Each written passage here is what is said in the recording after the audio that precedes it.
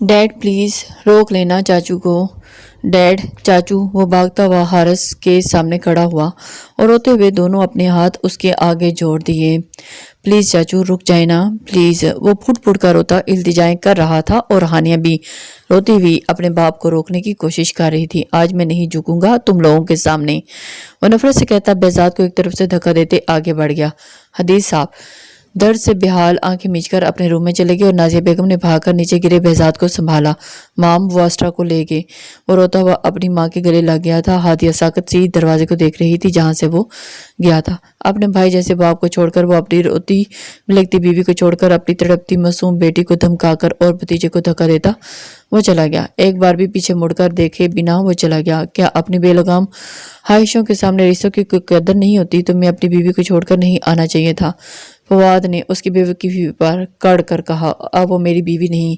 उसने जब मेरे मुश्किल वक्त में मेरा साथ दिया तो वो कैसी बीवी हुई है? उसने भी लपींच कर कहा। रोती हुई हानिया को बमुश्किल बहलाकर उसने उसे अपने गले के साथ लगाया और हजारों उम्मीदें और दिलासे देकर सुलाया था। वो उसकी माम को वापस लाएगा, उसे खाना खिलाकर सुलाया तो फवाद की कॉल आ गई। हारिस ने उसे घर आने का कहा और कुछ ही देर में वो वहां मौजूद था। तो अब क्या तुम उसके साथ भी? फवाद ने उसे चौंक कर देखा। हाँ, वो बेहिस और बेरहम बना मुस्कुरा रहा था। मुस्कुराकर बोला, वो तुम्हारी बीवी है। फवाद को उस मासूम पर थोड़ा रहम आया। हा हा हा, वो मेरा भाई है जिसने बचपन से मुझे पाला, बाप जैसा प्यार दिया। और फिर बीवी की क्या अहमियत रखती है जो शोहर के बुरे वक्त में साथ दे छोड़ दे। उसने कहकर लगाते तलखी से कहा और सोफे की बैग से पूछते टिका दी। फिर तफ्तीश में तुमसे पूछा जाएगा कि तुमने नौकरी के लिए बाहर चले गए थे तो बेटी को लेकर, तो तुम्हारी बीवी यहाँ क्या कर रही थी? उसने सवाल उठाया जो बड़ी अहमियत रखता था। सिंपल है, मेरी बेटी मुझसे बहुत अटैच है, वो मेरे बगैर रह नहीं सकती। ए बीवी से कहा तो चलने के लिए, तो उसने कहा कि बाद में आऊंगी और बेटी की स्टडी का भी काफ़ी लॉस हो रहा था इसलिए मैं उसे साथ ले आया। उसने मुस्कुरा कर कहा तो फवाद ने उसे दाद देती हल्की सी ताली बजाई। दोनों ने साथ कहकर लगाया। बराक का बताओ, आया नहीं वो? हारिस ने पूछा। उसकी डेट थी, मुझे भी इनवाइट किया था और मैंने सोचा कि तुमसे मिल लूं, फिर चला जाऊंगा, 12 बजे तक निकल जाऊंगा। और उसने 11 का वक्त देख कर कहा तो हारिस ने सर हिलाया। वैसे तुम कबाब में हड्डी बांध रहे हो, उसने मुस्कुराते हंसते हुए कहा। फवाद का मकरू चेहरा गूंजा। कबाब में हड्डी कहाँ यार? वो हंसा हुआ उठ खड़ा हुआ। इतनी जल्दी जा रहे हो? 12 बजे जाना था, हारिस ने पूछा। हाँ जाना तो था, इतने बजे ही था, पर सोचा तेरे लिए कुछ इंतजाम कर लूँ। उसके कहने पर हारिस ने मना कर दिया। नहीं यार, उसकी ज़रूरत नहीं, बैठ जाओ तुम और बैठ जा, बातें करते हैं। उसके इनकार पर वो बैठ गया। अच्छा चल ये सब छोड़, उसका बता। वो मकरू लहजे में बोला। कौन? हारिस ने नासमझी से उसे देखा। यार वही होटल वाली, क्या नाम था? आलिया। हाँ आलिया। यार क्या चीज़ थी, पूरे रास्ते हवासों पर सवार रही कि ठंडक का एहसास भी नहीं होने दिया। वो कहता हुआ हारिस को कहकर लगाने पर मजबूर कर गया। जिस तरह तेरे सिर्फ देखने से हवास पर सवार थी ना, मेरे उससे बुरा हाल था, बस पूछ मत। ड्राइंग रूम में बुलंद कहका और गूंजे थे। कहाँ गई ये तो बता। 28 उठा लाए साली को। फवाद पहलू बदलकर बेताबी से बोला। हारिस ने जब से मुठियां पीछ ली, खुदकुशी कर ली उस गाली ने। गरीब थी ना इसलिए बच गया, वरना आज फांसी हो जानी थी मुझे। सुना था न्यूज़ पर के 2 भाई थे उसके, जहां बड़ा जहांगीर और छोटा हारिस। ने सुनी सुनाई मालूमात उसे दे दी तो वो हाथ मलता रह गया। तो फिक्र मत कर, एक बार ये किस्सा खत्म होने दे। फिर अजमल जतोई हमारे साथ है, उसका काम यही है, लड़कियों को ब्लैकमेल करके उन्हें हास आदमियों तक पहुंचाना और उनकी रातें रंगीन बनाना। बेफिक्र है, उस बाप के खत्म होते ही एक नया बाप शुरू होगा, पर हारिसान के 10 हाथ होंगे कभी ना खत्म होने के लिए। वो आने वाले कल की जीत से सरशार बोला। All the best. शिप के करीब पहुंचकर हारिस, फवाद और बराक तीनों ने एक दूसरे को कहा और बड़ी सी आइस पेटी में बैठकर अंदर लेट गए। और उन्होंने कुछ पैसे दिए थे बराक के दोस्त को, जिस पर वो खुशी खुशी उन्हें पाकिस्तान पहुंचा रहा था। इन तीनों पेटियों के नीचे रखना बराक के दोस्त ने अपने वर्कर्स को हुक्म दिया। भारी होने की वजह से वो कंधा उचकाते हुए 3 अफराद मिलकर एक पेटी शिप में रख रहे थे और अब तीनों पेटियों के ऊपर दूसरी पेटियां रख दी गई थी। तीनों ने मुंह पर ऑक्सीजन लगाया हुआ था, पर उसके बाद भी हारिस को काफ़ी मुश्किल पेश आ रही थी। उसका ये पहला तजर्बा था किसी पेटी में बंद होकर ऑक्सीजन के थ्रू सांस लेकर दूसरे मुल्क जाना। उसका दिल कह रहा था कि बाहर निकल जाए, पर ऐसा नहीं कर सकता था। एक तो मुसलसल हिलती और ऊपर से उसका दिल घबरा रहा था। और अब पूरी तैयारी से निकले थे। वो जानते थे कि जब पाकिस्तान पहुंचेंगे वहां पर रात होगी और बगैर एक लम्हा ज़ाया किए अपने प्लान को एहतमाम तक पहुंचाएंगे। और काम काफ़ी मुश्किल था, पर नामुमकिन नहीं। इसे सिर्फ खुद को मजबूत बनाना था, एक लम्हे के लिए بھی وہ کمزور پڑا تو ساری زندگی سے ہاتھ دھو بیٹھے گا۔ اس لیے اس نے پہلے ہی خود کو سمجھا لیا تھا کہ اگر اسے اپنی بیٹی کی خوشحال عیش اور عشرت والی زندگی چاہیے تو یہ سب کرنا پڑے گا۔ وہ آکسیجن میں گہرا سانس بھرتا خود کو ریلیکس کرنے لگا۔ پاکستان نیوی کی چیکنگ پر وہ سانس بھی روک گیا تھا۔ مطلب وہ پہنچ گئے ہیں۔ بھائی اب معلوم ہوگا دولت کس کی ہے۔ ایک مکروہ مسکراہٹ اس کے لبوں پر آئی۔ ماں، چچی کو پتہ نہیں کیا ہو گیا ہے۔ بہزاد بھاگتا ہوا حدیث صاحب کے پاس بیٹھی انہیں ہمت اور حوصلہ دیتی نازیہ بیگم سے بولا۔ وہ دونوں گھبرا کر اٹھ کھڑے ہوئے۔ اللہ خیر کرے میری بہن، وہ حواس باختہ سی اوپر بھاگی۔ جب روم میں داخل ہوئی تو نیچے کلین پر ہادیہ بے ہوش پایا۔ ہادیہ وہ خوف اور دہشت سے چیختی ہوئی اس کے پاس پہنچی اور اس کے گال تھپ تھپا کر اسے پکارنے لگی۔ تم اسے بیڈ پر ڈالو نازی، میں ڈاکٹر کو کال کرتا ہوں۔ حدیث صاحب کی آواز پر وہ روتے ہوئے سر ہلا گئی، ورنہ تو دل کہہ رہا تھا کہ حارث کو بہت برا بھلا کہے جس نے اس کی چاند سی بہن کو زندگی تباہ کر دی۔ قصور اس کا بھی نہیں تھا۔ انہیں اپنی بہن کی شادی ایسے انسان سے کروانی نہیں چاہیے تھا اور اس کی بہن کو زندہ درگور کر دے گا۔ وہ تو کتنا اچھا انسان لگتا تھا، اتنی تمیز سے بات کرتا تھا، اور سب سے بڑی بات انہوں نے اپنی بہن کے لیے اس کی آنکھوں میں پسندیدگی دیکھی تھی۔ حارث نے ان کے سامنے اپنا کردار بہترین طور پر مثال کے طور پر پیش کیا تھا، پر اب دل کرتا ہے کہ وقت پیچھے لوٹ جائے اور وہ حارث کی آنکھوں سے نوچ کر پسندیدگی نکال دیں جس نے انہیں گمراہ کیا۔ اس کا چہرہ کھروچ کھروچ کر اس کا کالا مکروہ چہرہ سامنے لائیں۔ انہوں نے اپنے آنسوؤں پر باندھ کر آہستہ سے اسے بازو پر پکڑ کر بہزاد کی مدد سے بیڈ پر لٹایا اور کمفرٹ اڑا کر اس کے پاس بیٹھ گئی۔ کچھ ہی دیر میں لیڈی ڈاکٹر آ گئی تھی۔ حدیث صاحب اور بہزاد باہر تھے، نازیہ ڈاکٹر کے ساتھ اندر تھی۔ مسز حدید خان، آپ مہربانی کر کے انہیں اسٹریس فری رکھیں، ورنہ ان کے اور ان کے وجود میں سانس لیتے دوسرے وجود کی زندگی کو خطرہ ہو سکتا ہے۔ لیڈی ڈاکٹر نے اپنے پروفیشنل انداز میں انہیں خطرے سے آگاہ کیا تھا۔ نازیہ بیگم تو ان کی بات سے ہی الجھ گئی تھی۔ دوسرا وجود؟ انہوں نے ڈاکٹر کو سوالیہ نظروں سے دیکھا۔ آئی ایم سوری، کنگریچولیشنز، آپ کی سسٹر ماں بننے والی ہیں۔ وہ سن کر ڈاکٹر کا چہرہ دیکھنے لگی اور ڈاکٹر ان کی کیفیت سمجھ سکتی تھی۔ اتنے سالوں بعد پھر سے ہان مینشن میں نئے مہمان کی آمد پر ایسا ہی ری ایکشن تو بنتا تھا، اس لیے وہ مسکرا کر دوائیاں اور پرہیز ایک پیپر پر لکھنے لگی۔ ہوش میں آئی مسز حدید خان، وہ پلکیں جھپکاتی ہوئی بھیگی آنکھوں سے اپنی بہن کو دیکھنے لگی اور اس کو دیکھتے ہوئی بولی تو مسکرا دی۔ ہوش میں تو ہو، انہوں نے مسکرا کر کہا تو ڈاکٹر نے سر ہلا دیا۔ انہیں چند ہدایات دیتی حدیث صاحب سے مل کر وہ واپس روانہ ہوگی۔ کیا کہا ڈاکٹر نے؟ حدیث صاحب ناک کرتے ہوئے اندر داخل ہوئے اور نازیہ بیگم کو اپنی بہن کے پاس بیٹھنے کے لیے دیکھ کر پوچھنے لگے۔ نازیہ بیگم نے سوئی ہوئی ہادیہ کے سر پر ہاتھ رکھ پھیرا اور پھر حدیث صاحب اور بے چین سے کھڑے بہزاد کو دیکھنے لگے۔ مبارک ہو، آپ پھر سے تایا بننے والے ہیں، وہ مسکراتی ہوئی بولی۔ حدیث صاحب کچھ حیران اور پھر بہزاد کے یاہو کے نعرے پر مسکرا دیے۔ واؤ مام میری اور اسٹرا، او مائی گاڈ! وہ ہنستا کھلکھلاتا کچھ دیر پہلے کا غم بھول کر جھوم اٹھا۔ یہ واقعی ہان مینشن کے لیے جشن کی رات ہوتی اگر حارث ایسا نہ کرتا۔ میں ہنی کو بتا کر آتا ہوں، بہزاد ایکسائٹڈ ہو کر بولا۔ نہیں بہزاد، ہادیہ کو اٹھنے دو، وہ خود یہ نیوز انہیں دے دے گی۔ نازیہ نے بیٹے کو منع کر دیا، جس پر وہ اپنا سمو بنا کر لے گیا، پر چاچی کے ہوش میں آتے ہی اس نے اجازت لے کر سب سے پہلے خود یہ نیوز ایسٹرا تک پہنچائی تھی کہ اب تم نقلی ڈول سے کھیلنے چھوڑ دو اور اصلی ڈول کا سوچو۔ حدیث صاحب ایک کال آنے پر وہاں سے اٹھ گئے تھے اور پھر باہر چلے گئے۔ بہزاد اپنی ماں کے ساتھ اپنی چچی کے پاس بیٹھ گیا تھا۔ یہ تم کیا کہہ رہی ہو؟ اگر تم اسے بتاؤ گی نہیں تو وہ لوٹے گا کیسے؟ نازیہ بیگم نے سوچا تھا کہ وہ ہوش میں آ کر یہ نیوز سنے گی تو خوشی سے پاگل ہو جائے گی۔ اتنے سالوں بعد دعائیں رنگ لائی تھیں، اس کا ری ایکشن بھی دیکھنے لائق ہوگا، وہ بہت خوش ہوگی، پر اس نے یہ خبر سن کر ایسے اگنور کیا جیسے کوئی بات ہی نہ ہو۔ جب نازیہ بیگم نے کہا کہ حارث کو بتاؤ، شاید وہ خبر سن کر واپس لوٹ آئے، مگر ہادیہ نے انکار کر دیا۔ اگر اسے آنا ہوگا تو وہ آ جائے گا، میں اسے کسی وجہ سے نہیں بلا سکتی، اسے ایسے ہی آنا پڑے گا، اسے میرے لیے آنا پڑے گا جتنی میں نے اسے محبت کی ہے، اس کی برائیوں سمیت اسے عزت دی، اور اس سب کے لیے اسے واپس آنا پڑے گا۔ کیا میری محبت میں اتنی طاقت نہیں کہ وہ میری محبت کے لیے واپس آئے اور برائی کی جڑ کاٹ سکے اور اسے اچھا انسان بنا کر لوٹا دے؟ وہ روتی ہوئی بہن سے پوچھنے لگی تھی۔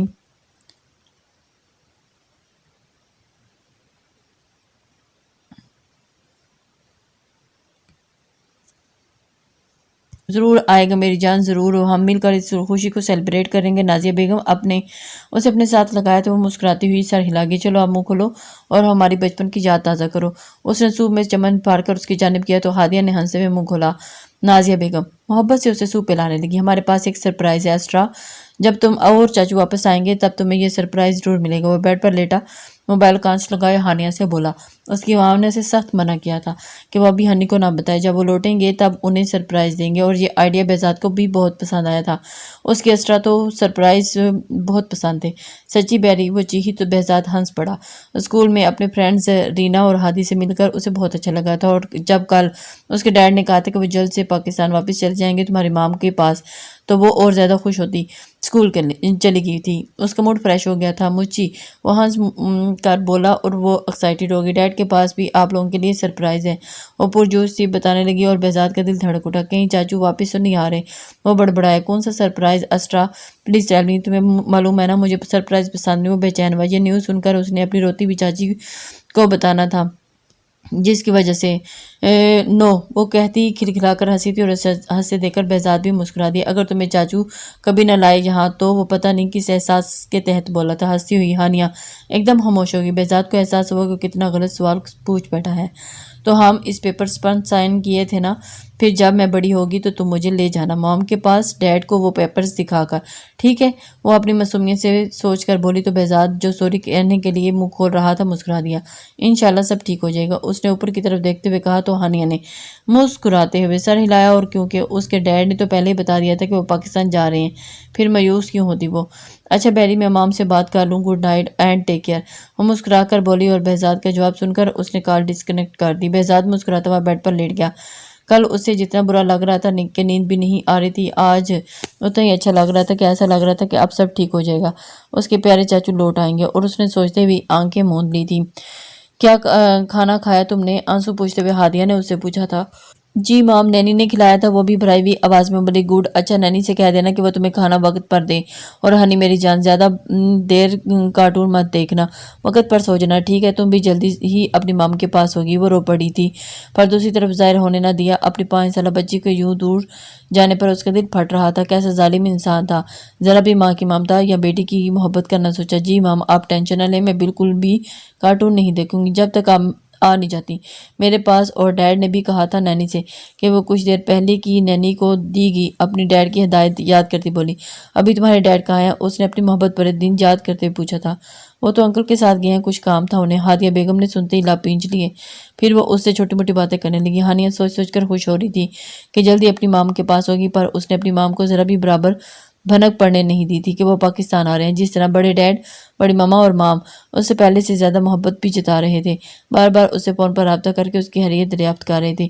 اچھا تو اسے بہت لگ رہا تھا، وہ اچانک وہاں جا کر سب کو حیران کر دینا چاہتی تھی، اور بتانا چاہتی تھی کہ اس کے ڈیڈ اتنے برے نہیں، وہ سب سے بہت پیار کرتے ہیں، یہ تو بس غصے میں ہو گیا ان سے، جس کا انہوں نے اپنی بیٹی سے سوری بھی کیا تھا، اور آئندہ کا پرامس بھی کیا تھا کہ اب وہ کبھی اس کی مام اور بڑے ڈیڈ یا بڑی مام اور خاص کر بیری اس کے دوست پر غصہ نہیں کریں گے، اور حارث صاحب اسے مطمئن کر دیا تھا، اس لیے وہ خوش آئندہ کا سوچ رہی تھی۔ کیا ہوا، ٹھیک ہے آپ؟ حدیث صاحب کو آنکھوں پر بازو رکھے لیٹا دیکھ کر نازیہ بیگم اس کے پاس بیٹھی اس کے سر پر ہاتھ پھیرنے لگی۔ ٹھیک ہوں، بس ویسے ہی لیٹے لیٹے بولے۔ البتہ ان کا بالوں میں ہاتھ پھیرنا اسے کافی سکون دے رہا تھا، اور پھر جو کچھ بھی دن میں حارث کی جانے پر مسلسل دکھنے لگا تھا اب وہ ریلیکس ہونے لگے تھے۔ میٹنگ کا کیا ہوا؟ انہوں نے آج کی میٹنگ کا پوچھا جس میں شرکت کے لیے وہ گئے تھے۔ کچھ نہیں، کل آخری فیصلہ ہوگا اور مجھے میرا عہدہ ملے گا۔ آئی تھنک ہوم منسٹر کا عہدہ دیں گے مجھے۔ آج ہی اسی پر ڈسکشن ہو رہی تھی، انہوں نے بتایا، جس پر نازیہ بیگم نے سر ہلا دیا۔ یہ بھی ایک اچھی سیٹ ہے، آپ کو کچھ کرنا چاہیے، اس سیٹ پر رہ کر بھی بہت کچھ کر سکتے ہیں، انہوں نے مسکرا کر کہا۔ تو حدیث صاحب نے سر ہلا دیا۔ کرنا چاہے انسان تو اس سیٹ کے بغیر بھی بہت کچھ کر سکتا ہے، یہ تو بس میں اپنے باپ کے خواب کو پورا کر رہا ہوں، کیونکہ ان کا خواب تھا کہ ان کا بیٹا سیاست میں جائے، اور میرا خواب تھا کہ میں بڑا آدمی بن کر اپنی کمائی سے غریبوں کا ایک وقت کا ہی ہو سکے تو پیٹ بھر سکوں۔ انہوں نے مسکراتے ہوئے اپنی آنکھوں میں سے بازو ہٹایا۔ کیوں؟ نازیہ بیگم نے مسکرا کر تجسس سے پوچھا۔ حدیث صاحب نے ان کا سر اپنے سینے پر رکھا۔ کیونکہ یہاں درد ہوتا ہے جب سوچتا ہوں کہ اللہ کا شکر ہے میں 3 وقت کا کھا رہا ہوں، اور میرے پیچھے کتنے غریب بچے بچیاں بھوکے پیٹ سو رہے ہوں گے، تو بہت درد ہوتا ہے جب کوئی ماں کہتی ہوگی ابھی پانی پی کر سو جاؤ، انشاءاللہ کل اللہ کچھ دے گا تو کھا لینا۔ ان کی آنکھیں سرخ ہوگی۔ انہوں نے نازیہ بیگم کا ہاتھ اپنے سینے پر رکھتے ہوئے گمبھیر لہجے میں کہا۔ نازیہ کی آنکھیں خود اس درد کو محسوس کرتی بھر آئیں جب ان معصوموں کے سر پر چھت نہ ہو تو فٹ پاتھ پر سوئے اچانک ہی آزاد کا شکار ہو جاتے ہیں، تب دل پھٹنے لگتا ہے۔ بارش یا طوفان میں کسی درخت کے سہارے لے کر چھپتے پھرتے ہیں، کسی دیوار کے سائے تلے بیٹھتے ہیں تو دل کرتا ہے کہ انہیں خود میں چھپا لوں۔ نازیہ بیگم بھیگی آنکھوں سے مسکرائیں۔ آپ کو معلوم ہے آپ کا بیٹا بالکل بھی آپ پر گیا ہے۔ انہوں نے مسکرا کر حدید صاحب کی آنکھوں کے سامنے اپنے معصوم خوبصورت سی آنکھوں والے بیٹے کا چہرہ گھوم گیا۔ میں کچھ نہیں ہوں، میں تو ایک گناہ گار بندہ ہوں، میں چاہتا ہوں وہ مجھ سے بہتر اور بہت اچھا انسان بنے۔ انہوں نے اپنی بیوی کی پیشانی پر لب رکھے تو کہا انشاءاللہ کہتی ہوئی مسکرائی۔ حارث ایسا کیوں نہیں حدید؟ ان کی مایوسی بھری آواز گمبھیر ماحول میں گونجی تھی۔ وہ ہم سے اچھا ہے یا برا نازی صرف غلط صحبت میں پڑ گیا۔ انشاءاللہ میں جب سیٹ ہو جاؤں گا تو اسے مجبور کر دوں گا واپس آنے کے لیے اور سارے غلط دوستوں سے بھی اس کی جان چھڑا دوں گا، یہاں پر اچھا سا کاروبار سیٹ کرا دوں گا اسے۔ اور انہوں نے اپنے مستقبل کے پلانز بتائے تو وہ سر ہلا گئی۔ ویسے ہادیہ کو چاہیے کہ وہ اسے بتا دیتی کہ اپنے بچے کا اس کا حق تھا جاننے کا اور شاید وہ اس سے لوٹ بھی آئے۔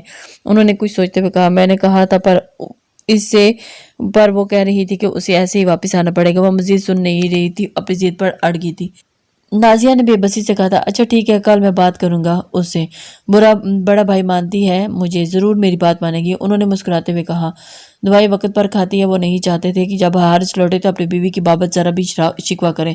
جی ابھی کھلا کر آئی ہوں، نازیہ بیگم نے ان کی تسلی کروائی۔ رات نے اپنی سیاہ چادر پورے آسمان پر اوڑھ کر اپنی سیاہی میں لپیٹ لیا تھا اور حارث پاکستان کی زمین پر قدم رکھ چکا تھا۔ اس سیاہ کی خوبصورتی بڑھاتے چمکتے ستارے، دلکش روشن چاند اسے مزید خوبصورت بنانے کے لیے اپنا حسن بخشتا تھا۔ سیاہ آسمان پر آسمان کی بنائی ہوئی یہ نعمتیں جتنا حسین منظر پیش کر رہی تھی، زمین پر آج اسی قدر خوف اور دہشت طاری تھی۔ اس دل دہلا دینے والی رات میں جب سب اپنے اپنے بستر میں دبکے ہوئے خواب خرگوش کے مزے لوٹ رہے تھے، تین وجود سیاہ کپڑوں میں ترقی کا حصہ بنے، آنکھوں میں اپنے مکروہ عزائم سے جائے، حدید خان کے عالیشان مینشن پر نظر ٹکائے دیوار کی آڑ میں چھپے کھڑے تھے۔ حارث نے گھر میں لگے کیمرے کو ڈی ایکٹیویٹ کر دیا تھا، جس سے انہیں پکڑے جانے کا کوئی خطرہ نہیں رہا تھا۔ گارڈز کی تعداد صرف 2 تھی جو اس وقت مین گیٹ پر کھڑے تھے۔ انہیں ہینڈل کرنا کوئی بڑی بات نہیں تھی، اس کے لیے وہ پورا پلان بنا چکا تھا۔ تم میرے ساتھ آؤ گے فواد، اور براق تم یہیں رکو گے، ہمیں باہر کی صورتحال سے آگاہ کرو گے، کوئی بھی گڑبڑ دیکھو تو سب سے پہلے الرٹ کرنا۔ حارث نے سرگوشی سے کہا اوکے۔ کان میں لگے آلے سے براق نے جواب دیا تھا۔ وہ اسے تھمز اپ کرتا ہوا آہستہ سے دیوار پھلانگ کر اندر لان میں اترا تھا۔ سائلنسر لگے پسٹل پر اس نے اپنی مضبوط پکڑ کی تھی۔ کوئی آواز آئی ہے وہاں سے؟ گارڈ نے پیچھے کی جانب اشارہ کرتے کہا تھا۔ ہاں آئی تو مجھے بھی ہے، چلو دیکھتے ہیں، دوسرے گارڈز نے پہلے کی تائید کرتے ہوئے کہا اور گن ہاتھ میں پکڑی الرٹ سا آگے بڑھا۔ میں یہی رکتا ہوں، تم دیکھو گیٹ کو اکیلا نہیں چھوڑ سکتے، پہلے والے نے کہا تو دوسرا گارڈ سر ہلا کر آگے بڑھنے لگا۔ لان میں لگے پولز کی روشنی میں وہ آگے بڑھا اور سائڈ پر لگے پودوں کو دیکھنے لگا۔ یہاں تو کچھ نہیں، پھر یہ آواز کہاں سے آئی؟ وہ بڑبڑاتا ہوا پودوں کے قریب پہنچا اور گن پیلٹ میں لگا کر یہاں وہاں دیکھنے لگا۔ پیچھے درخت کی آڑ میں کھڑے حارث نے اس کے منہ پر کلوروفارم سے بھیگا رومال رکھ کر اس کی مزاحمت کو ناکام کرتے ہوئے دوسرے ہاتھ سے اس کی گردن کا نشانہ لیا اور ٹریکر دباتے اسے آہستہ سے نیچے لٹا دیا۔ جاوید پہلے گارڈز نے کچھ دیر کے بعد دوسرے گارڈ کو پکارا تھا، اسے کوئی جواب نہ ملا۔ وہاں پوری طرح سے خاموشی چھائی ہوئی تھی۔ وہ گھبراہٹ کا شکار ہوتے گن پکڑے آگے بڑھا۔ درخت کی آڑ میں اڑتی ہوئی گولی بغیر آواز کے اس کے دماغ کا نشانہ لیتی اسے دھڑام سے زمین پر گراتی۔ اس سے پہلے کہ گیٹ پھلانگ کر اندر آتے فواد نے اسے بر وقت آگے بڑھ کر تھاما اور گھسیٹ کر ایک طرف ڈال دیا۔ فواد نے اس کی جیب سے چابی نکال کر آہستہ سے گیٹ کا لاک کھول دیا اور براق کو الرٹ رہنے کا اشارہ کرتے وہ دونوں آگے بڑھتے اندھیرے میں ڈوبے گھر میں دبے پاؤں داخل ہوئے تھے۔ انہوں نے سیاہ کپڑے، ہاتھوں پر سیاہ گلوز اور پاؤں میں سیاہ بوٹ پہنے ہوئے تھے، منہ پر سیاہ ماسک چڑھایا ہوا تھا کہ کوئی دیکھے بھی تو پہچان نہ پائے۔ دونوں کے قدم حدید صاحب کے کمرے کے سامنے رکے۔ حارث نے ہاتھ بڑھا کر دروازے کو تھوڑا سا پش کیا جو پہلے ہی ان لاک تھا۔ وہ شیطانی مسکراہٹ لیے اندر داخل ہوا کیونکہ جانتا تھا کہ اس کے بھابھی اپنے بیٹے کی وجہ سے دروازہ لاک کر کے نہیں سوتی تھی۔ وہ رات میں اکثر اٹھ کر ان کے پاس آ جاتا تھا۔ خیر اب تو وہ بڑا ہو گیا تھا پر ماں باپ کے ساتھ ساتھ سونے کی عادت نہیں چھوڑی تھی۔ کبھی کبھی اٹھ کر جا کر اپنے باپ کے سینے پر سر رکھ کر سو جاتا تھا۔ انسان کی کچھ عادت اس کی خود کی دشمن ہوتی ہیں، انجانے میں ہی اب یہاں بھی یہی حال تھا۔ بیٹے کے رات کو جاگ جانے کی عادت نے ممتا کو مجبور کیا تھا۔ دروازہ ان لاک رکھنے پر اور دشمن کو آسانی سے اپنا کام کر جانے کا موقع مل گیا تھا۔ اس نے دبے پاؤں کمرے کے اندر قدم رکھے اور دونوں چلتے ہوئے بیٹھ کے دائیں بائیں کھڑے ہو گئے۔ فواد نے نازیہ بیگم کے سوئے ہوئے چہرے کو دیکھتے ہوئے ہونٹ کو گول شیپ بنایا۔ اسے تو حارث کی بیوی بہت پسند تھی، انتہائی حسین اور معصوم سی، پر یہاں تو حارث کی بھابھی اس سے بھی زیادہ خوبصورت تھی۔ اسے مارنے کا سوچتے اس نے منہ بنایا۔ کیا ہوتا اگر حارث اس وقت اس کے ساتھ نہ ہوتا تو؟ اس شیطان نے اپنی غلیظ نظریں اس کے ایک ایک نقش پر دوڑاتے ہوئے سوچا اور ہاتھ میں موجود رومال کو آگے بڑھایا، اور حارث نے نفرت سے اپنے بھائی کے چہرے کو دیکھا اور فواد کا ہاتھ پکڑ لیا۔ فواد نے حیرت سے دیکھا، اسے ڈر ہوا کہیں اس کا ارادہ بدل تو نہیں گیا، مگر جب اس نے پسٹل آگے کی تو وہ سمجھ گیا کہ حارث ایک ہی بار میں کام ختم کرنا چاہتا ہے۔ وہ مسکراتا سوچنے لگا کہ کیا دولت کا نشہ رشتوں سے بھی زیادہ طاقتور ہے۔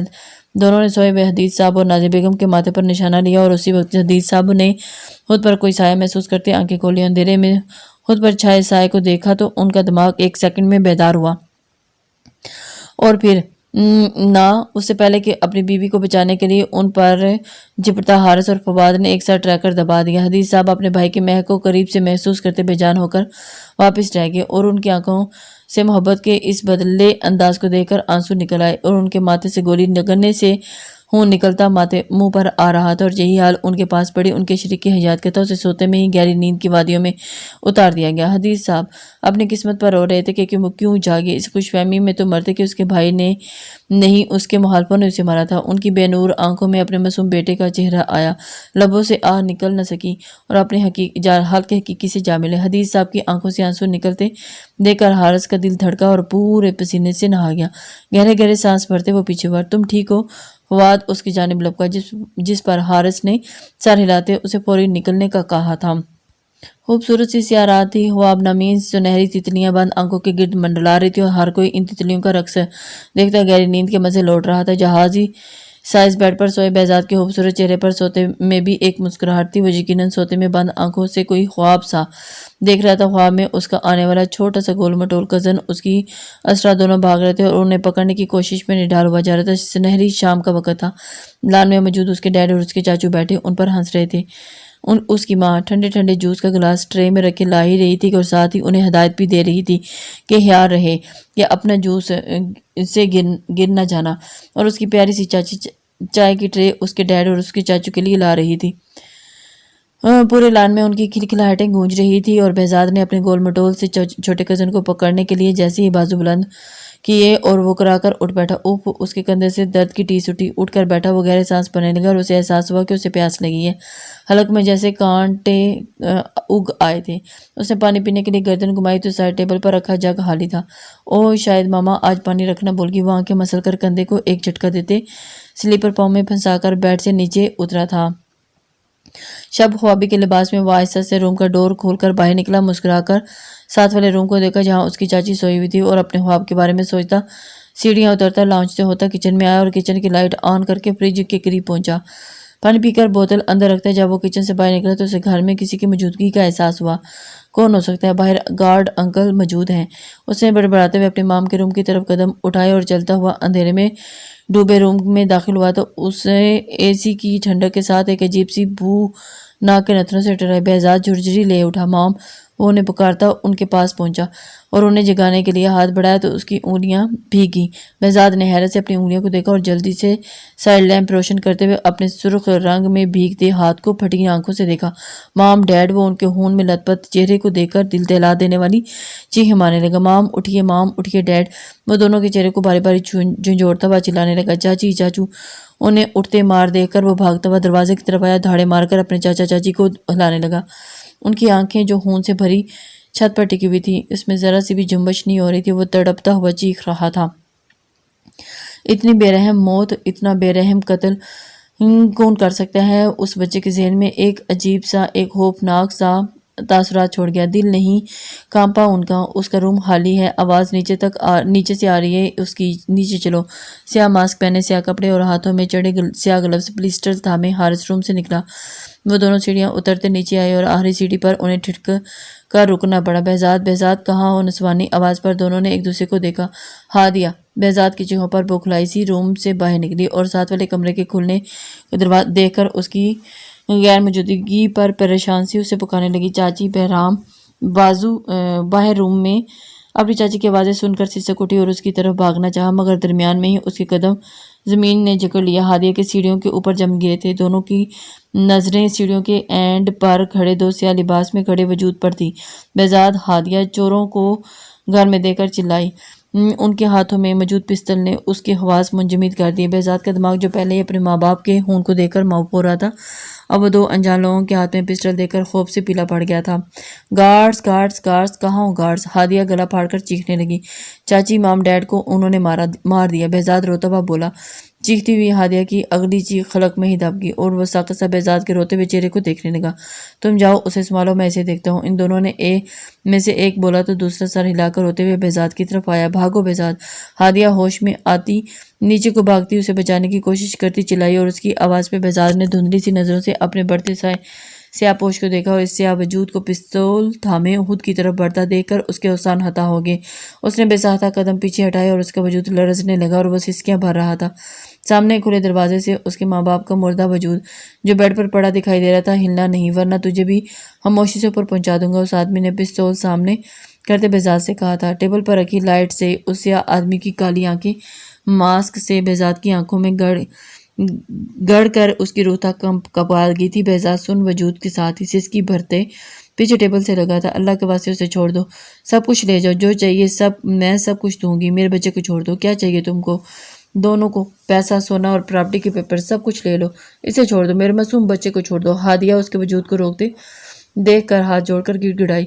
بہزاد کا ننھا سا دل پھٹنے کے قریب ہو گیا۔ ہا ہا ہا، سب کچھ ہمارا ہی ہوگا مگر اس کے اینڈ کے بعد، وہ آدمی کہہ کر لگا کر بولا۔ روتی ہوئی ہادیہ نے ٹھٹک کر اسے دیکھا۔ اندھیرے کی وجہ سے سیاہ سائے کے علاوہ کچھ دکھائی نہیں دے رہا تھا، پر وہ اسے پہچان گئی تھی۔ ہا ہا، حارث ستا تو تم؟ ہاتھ بڑھا کر اس نے چنا چاہا مگر اگلے ہی پل منہ سے ایک سسکاری نکلی جب اس سیاہ وجود نے ہاتھ میں پکڑی پستول کا ٹریگر دبایا اور اس کے پیٹ کا نشانہ لیا۔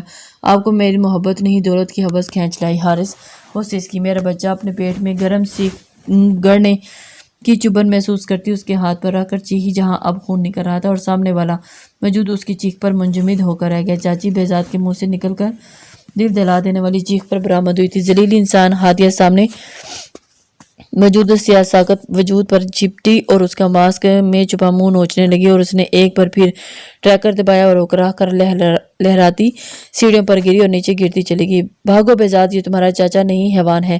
سیڑھیوں پر گرتی ہادیہ بیگم کے گلے سے چیخ نکلی اور بہزاد کے سینے میں کسی تیر کسی طرح پیوست ہوگی۔ مارو اسے، دیکھ کیا رہے ہو؟ وہ سیاہ وجود پلٹ کر غیظ و غضب سے دھاڑا تو بہزاد ہوش میں آیا۔ اپنی موت کو سامنے دیکھ کر اس چھوٹی سی جان میں پتہ نہیں کہاں سے اتنی طاقت آ گئی کہ اپنے کی تین لاشیں دیکھنے کے بعد بھی اس نے ہمت کرتے ہوئے پیچھے ٹیبل پر رکھا بھاری ڈیکوریشن پیس دونوں ہاتھوں میں جکڑ کر اگلے ہی پل اس وجود کے سامنے منہ پہ دے مارا اور انہیں سنبھلنے کا موقع دیے بغیر ہی وہاں سے بیرونی دروازے کی طرف بھاگا۔ سیڑھی پہ کھڑے وجود جو نیچے بڑے ہادیہ کے خون میں لت پت وجود کو دیکھ رہا تھا اس ابداعت پر بوکھلا گیا۔ گدھے، وہ بھاگ گیا، حارث نے دھاڑتے ہوئے کہا اور بہزاد کا پیچھا بھاگا۔ تب تک وہ بہت دیر ہو چکی تھی۔ بہزاد گھر سے نکل چکا تھا اور براق پکڑو اسے باہر نکلا ہے، حارث اور فواد دونوں ایک ساتھ کہا۔ براق ہڑبڑا گیا۔ اس سے پہلے کہ وہ اپنے سامنے سے بھاگتے چھوٹے سے لڑکے کو پکڑتا تب تک وہ ہوا کی تیزی سے سامنے جاتی سڑک پر بھاگتا اس سیاہ ترین رات کے اندھیرے میں گم ہو گیا۔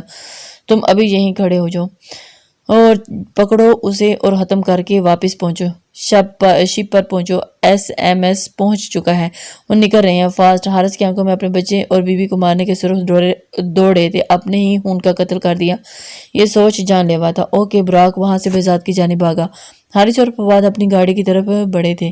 سنسان راستے پر وہ کانپتا روتا بھاگتا، اسے معلوم نہیں تھا کہ وہ کتنا دور بھاگ آیا ہے، کہاں پہنچ گیا تھا، اسے کچھ بھی اندازہ نہیں تھا۔ اس کے سامنے تو صرف اپنے مام اور ڈیڈ کا خون میں لت پت چہرہ گم رہا تھا اور روتا گرتا پڑتا بھاگے چلا رہا تھا۔ اس کی چاچی جو اسے بچانے کے چکر میں خود اسے اپنے بچے سمیت ماری گئی تھی، اور مارنے والا کون تھا؟ ان کا اپنا، اس کی چچی کا شوہر، اس کے باپ کا سگا بھائی اور اس کی ماں کا کزن اور اس کا سگا چاچا۔ وہ زندہ کیوں تھا؟ کیوں بھاگ رہا تھا جب پیچھے کچھ بھی نہیں بچا تھا؟ نہ اس کا باپ، نہ اس کی ماں اور نہ ہی اس کی پیاری سی چچی۔ کون بچا تھا پیچھے؟ اسٹرا اس کے منہ سے سسکاری نکلی۔ سامنے سے آتی گاڑی سے ٹکرا کر وہ اچھل کر دور جا گرا۔ ظفر صاحب کے ساتھ بیٹھا ان کا بیٹا بہرام منہ پر ہاتھ رکھ کر چیخ اٹھا تھا اور وہ جو اچھل کر دور گرا تھا اور اس کے منہ سے آہ بھی نہیں نکلی تھی۔ او مائی گاڈ ظفر، یہ کیا کر دیا؟ مسز شمیم ملک گھبرا کر بولی۔ ایک جھٹکے سے گاڑی رکنے پر دونوں باہر نکلے۔ ڈرائیونگ سیٹ پر بیٹھے ظفر صاحب کا چہرہ دھواں ہو گیا۔ او نو شمی، یہ کیا ہو گیا مجھ سے؟ وہ ہیڈ لائٹس کی روشنی میں سڑک پر خون دیکھ کر گھبرا گئے۔ وہ تینوں امریکہ جا رہے تھے کہ ایئرپورٹ جاتے جاتے راستے میں یہ حادثہ پیش ہو گیا۔ میں دیکھتا ہوں یہیں کہیں ہوگا، اس زخمی وجود کو راستے کی طرف میں ڈھونڈنے لگے۔ مام اوشن بلو آنکھوں والا بہرام ڈرا سہما ہوا باہر نکلا اور آس پاس گھنے جنگلات کو دیکھ کر خوفزدہ ہو گیا۔ مزید روح پرسا منظر راستے میں پڑا خون تھا اور اس کے منہ سے چیخ نکل گئی۔ اسی چیخ نے بہزاد کو ڈھونڈتے براق کو متوجہ کیا۔ وہ ایک دم جنگل سے نمودار ہوا اور درخت کی آڑ لے کر سامنے کھڑے لڑکے کو دیکھنے لگا جس نے سفید کپڑے پہنے ہوئے تھے۔ ایک عورت پاس ہی کھڑی تھی، اسے چپ کروا رہی تھی۔ براق ڈینل نے مسکراتے ہوئے اسے اپنے نشانے پر لیا اور اگلے ہی لمحے ٹریکر دبا ڈالا اور سامنے موجود لڑکے کے منہ سے آ نکلی آہ! بہرام کی چیخ پر ظفر صاحب گھبرا کر اس کی جانب بڑھے اور مسز شمیم کو ساکت دیکھ کر اپنے بیٹے کے پیٹ سے نکلتے خون پر وہ چیختے ہوئے اس کی جانب لپکے ہی تھے کہ براق نے ایک نشانہ ان کی ٹانگ کا لے کر پستول کا رخ بہرام کی طرف کیا تھا اور ٹریکر پر دباؤ بڑھاتے اس معصوم کو لہولہان کرتے وہاں سے بھاگ گیا۔ مسز شمیم نے چیختے ہوئے آگے بڑھ کر اپنے جگر کے ٹکڑے کو خود میں پینچا اور اس کے بے جان وجود کو محسوس کرتی حلق کے بل چلانے لگی، میرا بچہ، میرا بہرام! بہرام آنکھیں کھولو! روتے ہوئے ظفر صاحب نے پہلے سیاہ فام کو بھاگتے دیکھا، پھر اپنی ٹانگ گھسیٹ کر اپنی بیوی کے قریب پہنچی اور ان کی نظریں کچھ دور پڑے لڑکے پر گئیں جو زمین پر پڑا کرا رہا تھا۔ تو کیا اسے مارنے آئے تھے؟ اور میرے بیٹے کو یہ لڑکا سمجھ کر کار کے سہارے وہ اٹھے اور اپنے ٹانگ پکڑ کر اس تک پہنچے۔ مام، ڈیڈ! بہزاد روتا ہوا درد سے اپنے ماں باپ کو پکار رہا تھا اور ظفر صاحب کے آنسو لڑکھڑا کر ان کے چہرے پر گرے۔ وہ اس کی طرف جھکے۔ وہاں سے گزرتی ایک گاڑی سے کچھ لوگ انہیں اس حالت میں دیکھ کر گھبرا کر باہر نکلے۔ کیا ہوا؟ حملہ ہوا ہے کیا؟ ان تینوں میں سے ایک لڑکا بھاگتا ہوا ایک مسز شمیم کے پاس پہنچا، دو ظفر صاحب کے پاس اور بہزاد کے پاس آئے، انہیں سہارا دے کر جلدی گاڑی میں بٹھایا۔ ظفر ملک کراتے ہوئے گاڑی سے موبائل لے کر اپنے دوست کمشنر سرفراز کو کال کرنے لگے تو دوسری طرف مسز شمیم سسکتی ہوئی بہرام ملک کے بے جان وجود کو سینے میں پینچے ہوئے تھی۔ کچھ پیچھے بہزاد خان کا نیم مردہ وجود پڑا ہوا تھا جسے اپنوں نے ہی ڈسا تھا۔ ظفر ملک اپنی ٹانگ کے درد سے کراتے ہوئے اپنے بیٹے اور بیوی کو دیکھتے ہوئے روتے ہوئے جلدی سے ان لڑکوں کو سٹی ہاسپٹل چلنے کا کہا تھا جو کہ جلد ہی سٹی ہاسپٹل پہنچ چکے تھے۔ ہوش کی دنیا میں قدم رکھتے ہوئے ظفر صاحب کو یہ دل دہلا دینے والی خبر سنائی گئی کہ ان کا بیٹا بہرام ملک اب اس دنیا میں نہیں رہا۔ ان کی بیوی کو کوما میں جا چکی تھی اور پھر انہیں اپنی کٹی ٹانگ کا احساس ہوا تو لہرا کر بیڈ پر گرتے دھاڑے مار کر رونے لگے۔ کمشنر سرفراز نے انہیں سنبھالنا مشکل ہو گیا۔ ان کا اکلوتا بیٹا ان کی آنکھوں کا تارا انہیں چھوڑ کر چلا گیا۔ یہ ایک باپ کیسے برداشت کر سکتا تھا؟ وہ اپنے دوست سرفراز صاحب کے سہارے اپنی سوئی ہوئی بیوی کو دیکھنے کے بعد اسے اور ہمیشہ کے لیے منہ موڑ کر جا چکے تھے۔ خوبصورت سے بیٹے کو دیکھنے لگے اور اسے سینے میں پیچھے پھوٹ پھوٹ کر روتے دھاڑے مارنے لگے۔ تب انہیں اچانک اس سے سکتے وجود کا خیال آیا تو سرفراز صاحب نے انہیں بتایا کہ وہ اس ایکسیڈنٹ میں اپنی آنکھوں کی روشنی کھو چکا تھا، لہٰذا انہوں نے بہرام کی آنکھوں کا نور اس کے حوالے کر دیا اور ابھی وہ ICU میں ہے۔ سرفراز صاحب نے یہ ساری بات خفیہ رکھی تھی۔ نیوز میں حارث صاحب کی اپنے بھتیجے کے لیے تقریریں سن رہے تھے پر وہ خاموش تھے، بلکہ اسے سخت سیکیورٹی میں رکھا ہوا تھا۔ وہ جانتے تھے کہ ضرور کچھ گڑبڑ ہے، دنیا اس جھوٹے انسان کے مکروہ آنسوں کے جال میں پھنس سکتی تھی، مگر وہ نہیں۔ مسز شمیم کے ہوش میں آتے ہی ان کے بین دل چیر رہے تھے۔ ڈاکٹر کا کہنا تھا کہ ابھی انہیں کوئی سیڈ نیوز دی تو ان کی جان کو خطرہ ہو سکتا تھا۔ اس پل انہیں سنبھالنے کے لیے بہزاد کو بہرام کے طور پر ان کے سامنے کر دیا، پر انہیں کیا پتہ تھا کہ ہوش میں آتے ہی ان کے منہ سے جو کہانی سننے کو ملی تھی وہ ہمیشہ کے لیے اسے بہرام ملک ہی بنا دے گی۔ وہ معصوم جب ہوش کی دنیا میں آیا تو اس نے اپنے ماں باپ اور چاچی کے لیے چلانا شروع کر دیا۔ ظفر صاحب اس کی آنکھوں کے آپریشن کا خیال کرتے بہت مشکل سے اسے چپ کروانے میں کامیاب ہوئے تھے۔ اب وہ مسلسل نیند کے انجیکشن کی زیر اثر تھا، پر اب اسے انجیکشن نہیں لگایا گیا بلکہ اسے محبت سے چپ کروایا گیا تھا۔ اوشن بلو آنکھوں سے روتے ہوئے ظفر صاحب کو دیکھتا انہیں اپنا بہرام ہی لگا، پر در حقیقت وہ بہزاد تھا، بہزاد خان۔ ظفر صاحب نے کافی دن بعد بہلا پھسلا کر اسے حقیقت معلوم کی اور ٹی وی پر حارث صاحب کے جلوس کو دیکھا جہاں وہ چیخ چیخ کر کہہ رہا تھا کہ اس سیاست کی وجہ سے میرے بھائی اور میرے خاندان کا نام مٹا دیا گیا۔ اب میں آتا ہوں اس سیاست میں، دیکھتا ہوں کون مجھے مارتا ہے۔ بزدلوں رات کی سیاہی میں وار کرتے ہو، معصوموں کو مارتے ہو دن کے اجالے میں، اور پھر معلوم ہو کتنے بہادر ہو تم۔ اس کی افسوس بھری تقریر سے لگ رہا تھا کہ اتنا دکھ اسے اپنے بھائی کا نہیں تھا جتنا وہ سیاست میں گھسنے کی کوشش کر رہا تھا۔ صبح ملازموں کو جب خان مینشن کی سیڑھیوں پر بڑی ہادی اور بیڈ پر پڑے حدید خان کے ساتھ ان کی بیوی کی لاش ملے تو انہوں نے چیخ چیخ کر سارے لوگ اکٹھے کر لیے اور پھر پولیس کو انفارم کیا۔ پولیس نے ان کے بھائی حارث سے رابطہ کیا اور اسے پاک آنے کا کہا۔ وہ انجان بنا پاکستان آیا۔ جب وہ وہاں اپنے بھائی اور بھابھی اور بیوی کی لاشیں دیکھی تو پاگل سا ہو گیا تھا۔ اس کی 5 سالہ بیٹی روتی ہوئی اپنی مام کے وجود سے چمٹ گئی۔ وہ دھاڑے مار کر روتا ہوا اپنے بھائی کو جھنجھوڑنے لگا۔ 5 سالہ ہانیہ خان کو جب اپنے بیری کی غیر موجودگی کا احساس ہوا تو وہ چیختی پکارتی پورے گھر میں اسے ڈھونڈنے لگی، چلاتی ہوئی اسے پکارتی رہتی، پر اسے نہیں آنا تھا، وہ تو نہیں آیا۔ ہر سب بہزاد کی لاش کی گمشدگی پر کافی پریشان تھے۔ ملک بھر میں ایم این اے حدید کے قتل کی دل دہلا دینے والی خبر منظر عام پر آئی تو کچھ لوگ کچھ دن واویلا کرتے رہے، دکانیں بند کیے، راستے پر نکل آئے اور انصاف کی چیخو پکار مچا دی، پر پولیس کو کوئی ثبوت نہ ملا مجرم کا۔ پکچرز آہستہ آہستہ ملک میں چلتی گرم سرد ہواؤں میں حدید خان کا قتل کہیں دور کی فضا کی طرح فضا میں اڑ گیا یا اسے دفنا دیا گیا۔ حارث خان، فواد چوہان اور براق ٹینر اپنے منصوبے میں کامیاب ٹھہرے۔ کچھ سال صبر اور افسوس میں گزارتے وہ اپنی زندگی میں مصروف ہو گئے اور حارث صاحب نے اپنی قسمت سیاست میں آزمانی شروع کر دی۔ کافی بار شکست کھانے کے بعد انہوں نے ہمت نہیں ہاری، آخر کر وہ الیکشن جیت گئے۔ فواد نے اپنے بیٹے کے لیے ان کی بیٹی کا ہاتھ مانگا جو گمسم سی کونے میں چپ چاپ سی بیٹھی رہتی تھی۔ ہادی اسے پکڑ کر باہر لے آیا کرتا تھا، جس طرح اس نے اس کا برے وقت میں ساتھ دیا تھا اس طرح وہ اسے واپس زندگی میں کی طرف کھینچ لایا تھا۔ پھر اپنے باپ کے مقصد نے اسے ایک اچھے دوست کی منزل دکھا میں دھکیل کر برا بنا دیا تھا اور اس کے سامنے سال گزرتے گئے اور بیری صرف اس کے دل اور روح تک محدود ہو کر رہ گیا تھا۔ کبھی وہ اسے کہیں کھیلتے کودتے نظر آتا تو وہ بھاگ کر وہاں جاتی، پر وہی وحشت بھری حقیقت اور مایوس ہو کر روتی اپنے باپ کے سینے میں چھپ جاتی۔ ہر سب اسے بہت مشکل سے ان یادوں سے باہر کھینچ لائے تھے۔ انہیں کوئی شک تھا کہ بہزاد زندہ نہ ہو۔ وہیں قریب جنگل میں ایک بچے کی لاش جسے جنگلی جانوروں نے نوچا ہوا تھا ملنے پر انہیں یقین ہو گیا کہ بہزاد کی ہی ہوگی۔ انہوں نے اپنی مصروفیت کی وجہ سے کوئی ایکشن نہ لیا، پر ان کے سر پر جو خطرہ منڈلاتا رہتا تھا وہ ٹل گیا تھا۔ وہ اب پرسکون ہوتے اپنی زندگی میں مصروف ہو گئے۔ ہانیہ خان بھی روتی سی سکتی اپنی زندگی کی طرف لوٹ آئی تھی، البتہ دن میں جو پرچھائیاں اس کے سامنے گھومتی رہتی تھی وہ رات کو سونے کے بعد خوفناک خواب کی صورت میں آنکھوں میں ناچنے لگتی۔ وہ چیختی ہوئی سر رات جاگتے گزارتی اور اس کی ایک ہی صدا ہوتی، یا اللہ میرے بیٹی کو لوٹا دو۔ دوسری طرف بہزاد خان جو اپنی سیاہ آنکھوں کی جگہ اوشن بلو آنکھیں دیکھ کر ششتر سا اپنے سامنے کھڑے دو مہربان وجود کو دیکھ رہا تھا۔ ظفر صاحب اور سرفراز صاحب دونوں حارث خان کی پلاننگ سمجھ گئے تھے۔ پبلک کی ساری ہمدردیاں اس کے ساتھ دیکھ کر وہ پریشان تھے کہ اب کیا کریں۔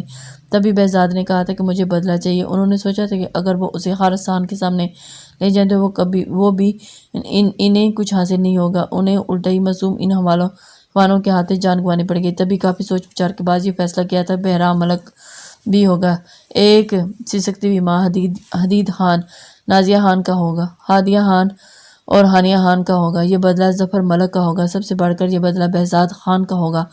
امریکہ جا کر زندگی کے سفر میں اس نے ایک مقصد سامنے رکھا تھا، جس دولت کو پانے کے لیے، جس حرام شہرت کو حاصل کرنے کے لیے ان دونوں نے اپنوں سے لے کر معصوموں کو بے دردی سے گہری نیند سلایا تھا، انہیں دھول چٹانی تھی، انہیں شہرت سے ذلت اور رسوائی کی حد تک لانا تھا۔ وہ سب موت کی بھیک مانگیں گے۔ کافی سوچ بچار کے بعد، مشورے کے بعد ظفر صاحب نے یہ قدم اٹھایا اور اللہ کی طرف سے ایک بیٹے کے جانے کے بعد انہیں دوسرے بیٹے سے نوازا گیا، جسے انہوں نے اپنے سگے بیٹے کی طرح ہی دل سے لگایا۔ اس کے زخموں پر مرہم لگاتے اسے اس کی مٹی کے وجود میں فولادی بنایا اور اسے مضبوط بنا کر دنیا کے سامنے بہرام بہزاد ملک کے روپ میں لائے۔ اس کی آنکھیں تو ان کے بیٹے کی تھیں جو اس کی کمی کو پورا کرتی تھی، پر اب احساس بھی اس کا آنے لگا تھا۔ وہ تھا ہی اتنا پیارا بچہ کہ اس نے کبھی یہ احساس ہی نہیں دلایا کہ وہ ان کا بیٹا نہیں، کسی اور کا خون ہے۔ ظفر صاحب اسے دیکھتے تو تڑپ اٹھتے، کیسے کوئی اتنا ظالم ہو سکتا ہے؟ سگے چچا نے اتنے معصوم کو اس طرح برباد کیا، بلکہ اپنے بھائی کو دولت کی ہوس میں راستے سے ہٹا دیا۔ حدید خان سے ان کی کبھی آمنے سامنے ملاقات تو نہیں ہوئی، پر اکثر ان کے نرم لہجے میں غریبوں کی محبت دیکھتے رہتے تھے۔ ان کی سخی طبیعت کو سراہتے ہوئے وہ کافی متاثر تھے، ان کی شخصیت میں وہ انہیں نوجوانوں کے آئیڈل تھے۔ انہوں نے نہ صرف کافی غریبوں کی گھروں کے بھوک سے تڑپتے ہوئے بچوں کا پیٹ بھرا تھا، بلکہ کافی بے سہارا لوگوں کے سروں پر بھی چھت بھی دی تھی۔ ان پر اللہ کا خاص کرم تھا، وہ ان سب میں اتنا محو ہو گیا تھا کہ آستین میں پلتے سانپ کو دیکھ نہیں سکا۔ وہ حیوان محبت کا چولا پہنے عزیز ہستی کے بھیس میں انہیں نوچ کر گیا تھا۔ مسز شمیم کوما سے 3 سال بعد ہوش میں آئی اور اپنے بیٹے کے لیے تڑپنے لگی۔ تب ظفر صاحب نے انہیں ساری حقیقت بتاتے ہوئے بہزاد کو سامنے کیا۔ مجھے معاف کر دیں، میری وجہ سے آپ سب کی زندگیاں بکھر گئیں، بلکہ ایک معصوم کی جان بھی میری وجہ سے چلے گی۔ آپ چاہیں تو اپنے بیٹے کا بدلہ مجھ سے لے سکتی ہیں، وہ مار کر اپنی ممتا کو سکون پہنچائیں۔ میں اف بھی نہیں کروں گا مام۔ وہ ان کے پاؤں میں گر گیا، پر مسز شمیم تو اس کے منہ سے مام سن کر ہی ساکت ہو گئی تھی اور ان کے کانوں میں اپنے بیٹے کی آخری سسکی گونجی تھی۔ وہ بھی تو درد سے ایسے ہی تڑپا تھا، اپنی ماں سے ملے بغیر چلا گیا۔ ایک بار پھر اپنی ماں کو نہ دیکھا اور اس کے بغیر کیسے رہیں گی۔ اس کی آنکھیں دیکھ کر انہیں لگا کہ جیسے بہرام خود ان کے سامنے کھڑا ہو۔ وہ ان سے رو رو کر معافی مانگ رہا تھا اور ان کا دل یہ سوچ کر پھٹنے لگا کہ وہ دھاڑے مارتی بہزاد کو اپنے سینے میں پینچ گئی۔ ان دونوں شوہر بیوی نے نہ صرف اس کی بہترین تربیت کی تھی بلکہ اسے اپنے ہاتھوں کا چھالا بنائے رکھا، اور بہرام نے بھی ظفر صاحب کی ایک ٹانگ کو دیکھتے ہوئے ان کے ہارے ہوئے وجود کو سہارا دیا، بلکہ اپنے اسٹڈیز کے ختم ہونے کے بعد اپنے ڈیڈ ظفر ملک سے تجربہ حاصل کرتے ہوئے ان کے کاروبار کو زمین سے آسمان تک پہنچایا، انہیں بزنس کی دنیا میں بے تاج بادشاہ کا اعزاز دلوایا اور ان کے بیٹے بہرام ملک کے خواب کو سچ کرتے ہوئے دن رات ایک کر دیے۔ محنت، لگن اور جنون نے بہرام ملک کو 29 سالہ famous business man tycoon of the world کا خطاب دیا، بلکہ کئی ایوارڈز بھی اپنے نام کیے۔ مسز شمیم جہاں خوش تھی اپنے بیٹے کو کامیاب دیکھ کر، وہیں بہزاد کی شخصیت کو گمراہ دیکھ کر ظفر ملک اور سرفراز جنیجو فکرمند بھی رہنے لگے۔ ان کا بہزاد سے ذکر بھی کیا، جس پر اس کا ایک جواب ہوتا: دنیا بھلا سکتی ہے بہزاد خان کو، مگر ایک ہستی ہے جو اسے کبھی نہیں بھول سکتی، اسے بس اسی سے ہی پہچان چاہیے، باقی کسی کی نہیں۔ سرفراز صاحب نے اسے پولیس میں آنے کی آفر کی، پر اس نے سہولت سے انکار کر دیا۔ 15 سال بعد اس نے اسی سرزمین پر قدم رکھا جہاں سے وہ بکھر کر گیا تھا۔ پہلے وہ ہارا بہزاد تھا، اب اس دنیا پر ایک فتح حاصل کرنے والا بہرام ملک۔ یہاں آ کر اس نے سب سے پہلے اپنی اسٹرا کو دیکھنا چاہا، پر اسے شاک لگا جب معلوم ہوا کہ اس کا نکاح ہونے والا ہے، وہ بھی اپنے ہی دشمن کے بیٹے سے۔ یہ سب جان کر اپنی اسٹرا کو مطمئن دیکھ کر وہ پاگل سا ہو گیا۔ اس کا دل کیا کہ ساری دنیا تہس نہس کرا دے، اس کی اسٹرا اسے کیسے بھلا سکتی ہے؟ وہ پاگل بنا، اس کے لیے دن رات کاٹ رہا تھا، تڑپ کر جی رہا تھا، پر وہ اسے کچھ سال بعد ہی بھلا گئی۔ یہ کیسے ممکن تھا؟ ہانیہ خان نے بلایا تھا، بہزاد خان نے تو نہیں۔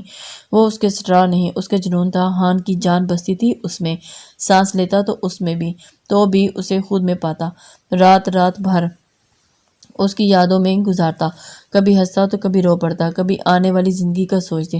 اپنے ماں باپ، جان سے پیاری چچی، خود سے زیادہ عزیز اس کی آتی جاتی سانسوں کی روانی ہانیہ خان، اس کے اسٹرا اسے بھول چکی تھی۔ وقت کی دھول میں اس کا احساس مٹ گیا، وہ تو قرض چکانے گیا تھا، فرض تو اس کا یہیں پاکستان میں تھا۔ اسے دکھ اس کے نکاح پر نہ ہوا، اسے دکھ اسے بلائے جانے پر تھا۔ اسے معلوم اسٹرا اسے بدل کر ہانیہ خان پہ تھا، وہ جو اس کا بحری اس کا بہزاد بن کر واپس آیا تھا، وہ دوبارہ بہرام ملک کے سرد خور میں آیا تھا۔ جس خاموشی سے بہرام ملک اس دنیا سے روٹھ گیا تھا، اتنی خاموشی اور سکوت کے ساتھ دوسرا وجود سر اٹھانے لگا، جو در حقیقت تھا بہزاد خان کا، پر اسے دنیا میں بہرام بہزاد ملک کے نام سے جانا جاتا تھا۔ حارث خان کی لمبی پلاننگ اور کتوں کی طرح اس کی تلاش میں اس کے آدمیوں کو دیکھتے انہوں نے بہزاد کو منظر عام سے غائب کرنے کا فیصلہ کیا۔ وہ چاہتے تو حارث خان اور فواد چوہان کے خلاف بھی ایکشن لے سکتے تھے، پر اس سے کیا ہوتا؟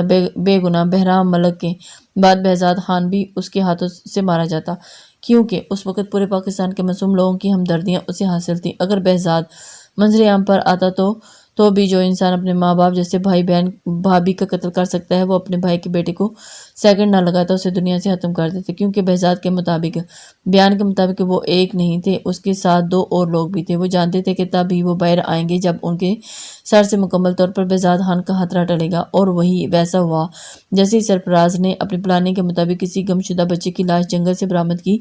حارث خان نے میل ملاپ اور دکھ بانٹنے کی صورت میں فواد چوہان اور براک ڈینل جیسے دوست منظر عام پر آئے۔ پھر یہاں بدلے کی بنیاد نہیں، شطرنج کی بنیاد رکھی گئی۔ اسرا کا یوں بیری کو بھول جانا اور اسے اندر سے توڑ پھوڑ دیا تھا۔ ہادی چوہان کو اس نے دیکھا تو نہیں تھا، پر بچپن میں اس کا نام ضرور سنا تھا ہانیہ کے منہ سے۔ وہ اسے بتاتا تھا کہ کیسے وہ بھوکا پڑا رہتا تھا گھر میں، اور کسے وہ جا کر نینی کے ساتھ اسے لے کر آتی اور کھانا اسے گھر کھلاتی تھی۔ بہزاد کی ساری توجہ ہادی چوہان کی طرف پلٹ کر آئی تھی اور اس کی پس منظر میں دبی شخصیت کو ابھارنے لگی۔ ہادی چوہان ایک کٹ پتلی، اپنے باپ کی انگلیوں پر نہ چاہتے ہوئے بھی ناچنے والا، بچپن سے جو اس کے اندر خوف ڈالا گیا تھا وہ آج تک اس کے اندر، اس کے دل میں کسی کونے میں موجود تھا۔ اس نے محبت صرف اپنی ماں روشانِ چوہان سے ہی کی تھی۔ وہ دکھنے میں جتنے مکروہ عزائم کے ساتھ خانیہ کے سامنے آتا تھا، اتنا ہی اندر سے ٹوٹا ہوا تھا، اور اس کی آنکھوں کی چمک در حقیقت آنسوؤں کی نمی ہوتی۔ وہ ایک معصوم سا نوجوان تھا جو بظاہر ڈرا ہوا تھا، اور اس کے باپ نے جو قد میں تو بڑا ہو گیا تھا، پر اپنے اندر ہی اندر اس کونے میں سسکتے وجود کو سہارا نہ دے سکا۔ فواد چوہان نے سب سے پہلا قتل اپنی بیوی کا کیا تھا۔ پراگ ٹینل کو وہ پسند آ گئی تھی اور وہ اسے اپنے ساتھ پارٹی میں لے جانا چاہتا تھا، پر یہ روشانے چوہان کو قطعی منظور نہیں تھا کہ وہ ایک غیر مرد کے ساتھ باہر جائے۔ اسی وجہ سے اس نے اس کو انکار کیا تھا۔ وہ آزاد ملک میں پلی ضرور تھی، پر اس نے اسلام کو پڑھا تھا۔ وہ ایک اچھی مسلمان عورت تھی جس نے اپنے شوہر کے سوا کسی غیر مرد سے ملاقات تو دور کھڑی بات تک نہ کی تھی۔ وہ کیا ایک عیاشی انسان کے ساتھ بھی رات کو پارٹی میں نہ جاتی؟ وہ اس کے انکار کے فواد جیسے حیوان نے انا کا مسئلہ بنا لیا اور اپنے دوست کے سامنے شرمندہ ہونے کی صورت میں دونوں نے مل کر اسے ایک ایکسیڈنٹ کا نشانہ بنایا۔ بیوی کی موت کے بعد وہ دنیا کے سامنے بکھر گیا کہ اسے اپنے بچے کا خیال نہ رہتا، جسے چھوٹی سی 5 سالہ ہانیہ اپنی نانی کے ساتھ آ کر لے جاتی اور پھر چھوڑ جاتی۔ اگر وہ کسی دن نہ آتی تو وہ سارا دن بھوکا بیٹھا اس کی راہ تکتا رہتا۔ آخرکار نیند کی مہربان پری اس معصوم پر نازل ہوتی اور اسے اپنی آغوش میں لیے تھپک کر سلا دیتی۔ وقت کے ساتھ کبھی بھوکا تو کبھی پیاسا اس نے جینا سیکھ لیا تھا۔ پھر فواد چوہان اس کا خیال تب آیا جب خدیج خان کی ساری پراپرٹی اس کی بہو ہانیہ کے نام ہوئی۔ اس دن سے اس نے معصوم سے ہادی کے دماغ میں یہ بات کسی لوہے کی سیخ کی مانند اس کے دماغ میں ڈالی کہ بڑے ہو کر تمہیں ہانیہ خان سے شادی کرنی ہے اور اس کی پراپرٹی اپنے نام کروانی ہے۔ اسے ڈھونگ کرنا ہے محبت کا اور اپنے پن کا۔ دوسری طرف ہادی چوہان کے دل میں تو وہ ایک انمول دوست کی طرح بسی تھی۔ وہ چھوٹا نہیں تھا، 10 سال کا تھا، سب کچھ سمجھتا اور جانتا تھا، کیسے دھوکہ کرتا اپنی انمول پری سے، کیسے اسرا کو دکھ پہنچاتا جو پہلے ہی بہری کے لیے تڑپتی رہتی تھی۔ ایک زخم کے بعد اس معصوم کے ساتھ وہ کیسے کھیل سکتا تھا؟ وہ اس حیوان کا خون ضرور تھا، پر اس سے طاقتور اس کے سینے میں اس کی ماں کا خون تھا جو اسے بھٹکنے نہیں دے سکتا تھا۔ دھوکہ کرو گے، دل توڑو گے، جہنم پاؤ گے۔ اسے جہنم کی آگ نہیں چاہیے تھی، اسے تو اپنی ماں کے پاس جانا تھا جو اسے راتوں کو آ کر اسے گود میں سلاتی تھی۔ وہ تو اس کے لیے تڑپتا تھا، نہ کہ اس کی دولت کے لیے۔ جس انسان کی راہ تکتا تھا اور جس پیٹ میں بھوک لگتی تھی، جب پیٹ میں بھوک لگتی تھی تو وہ اس کا خیال کرتے اسے بھوکا نہیں رہنے دیتی تھی۔ کیا ایسے انسان کی راہوں کا کانٹا بن جاتا؟ کیسے کر لیتا وہ اس کے ساتھ ایسا؟ کیسے ہادی چوہان ہانیہ خان کی تکلیف دیتا جو اس کے آنسو پوچھتی تھی، اسے اپنی ماں کے پاس لے کر جاتی تھی اور کہتی، مام میرے دوست کو پیار کریں تاکہ وہ روئے نہ، اگر یہ رویا تو میں بھی روؤں گی، مجھے میرا دوست مسکراتا چاہیے۔ اس کے لبوں پر مسکراہٹ لانے والی ہستی کی مسکراہٹ کیسے وہ نوچتا؟ وہ تو صرف دولت کے لیے، پر اسے مجبور کیا گیا۔ اس معصوم کے انکار پر اسے پیٹا گیا، اس سے جانوروں والا سلوک کیا گیا اور اس کا حیوان جیسا باپ اسے اپنی بربریت کا نشانہ بناتا۔ اس معصوم کے دماغ کو نوچ کر اس میں بٹھایا گیا کہ تمہیں ہانیہ خان سے ساری پراپرٹی حاصل کرنی ہے اور اس کے لیے ابھی سے اپنے دماغ کو تیار کرو۔ پھر وہ کیا کرتا؟ گھٹنے ٹیکنے کے علاوہ بہزاد سے جو اپنے باپ کی طرح سمجھ رہا تھا، اس کی حقیقت جان کر گہری سوچ میں چلا گیا۔ جو ہادی ہانیہ کے سامنے تھا اصل ہادی نہیں تھا، اصل تو وہ تھا جو تنہائی میں بیٹھا ہوتا۔ وہ اس سے جڑی تھی رمیسا، ہادی چوہان کی محبت، ایک غریب معصوم سی لڑکی۔ رمیسا ایک چھوٹی سی لڑکی جس کا باپ فواد چوہان کا باڈی گارڈ تھا۔ فواد چوہان پر ہوتے دشمنوں کے حملے میں وہ مارا گیا، یہ تو دنیا جانتی تھی، جبکہ حقیقت تو یہ تھی کہ اسے نشانہ بنا کر چھلنی کر دیا گیا گولیوں سے، کیونکہ وجہ اسے معلوم ہو گیا تھا کہ فواد چوہان نے اپنے دوست براگ ٹینر کے ساتھ مل کر اپنی بیوی کا قتل کیا تھا۔ یہ بات باہر جاتی یا کسی کو معلوم ہوتی، اس سے پہلے ہی فواد چوہان نے اسے اپنے آدمیوں کے اچانک حملے کے سپرد کر دیا۔ یہاں ایک نہیں، ایسے ہزار تھے جو ان کے سیاہ بھیس کو دیکھتے مختلف حملوں کا اچانک شکار ہوتے، اپنی جان سے ہاتھ دھو بیٹھے تھے۔ پیچھے پھر ان کی فیملیز کا وہی حال ہوتا جیسے رمیسا اور اس کی ماں کا ہوا تھا۔ وہ بیمار ماں کے بیڈ پر پڑنے کی وجہ سے اس کی دوائیوں کے لیے پھول بیچنے لگی تھی اور اپنی پڑھائی، اپنے خواب چھوڑ کر۔ یہ سب جان کر بہزاد کا دل نوچ کر انہیں ٹکڑوں میں تقسیم کر دے، پر اتنی آسان موت نہیں، یہ سوچتے ہی وہ مٹھیاں پیچ کر رہ جاتا۔ پاکستان آتے ہی آجی سرفراز جنیجو نے اس کے حوالے ایک گارڈ کیا تھا جس کا نام انسپیکٹر کریم تھا۔ ویسے تو بہرام بہزاد کو اس کی ضرورت نہیں تھی، وہ خود 1 ہزاروں کے برابر تھا، پر اس کھیل میں ان کا بڑا حصہ تھا انسپیکٹر کریم اور کیپٹن عبداللہ۔